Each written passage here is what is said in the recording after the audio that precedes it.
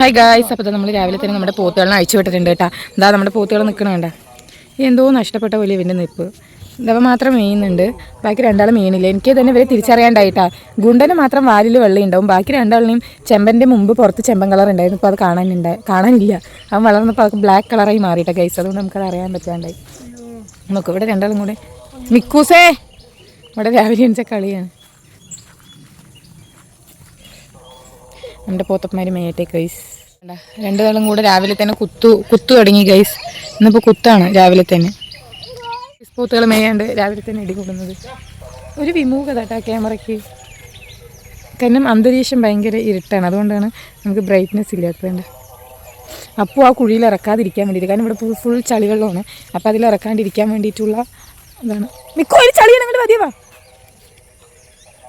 വേണ്ട പറഞ്ഞാൽ കേൾക്കണ ഒരാൾ നടക്കണം.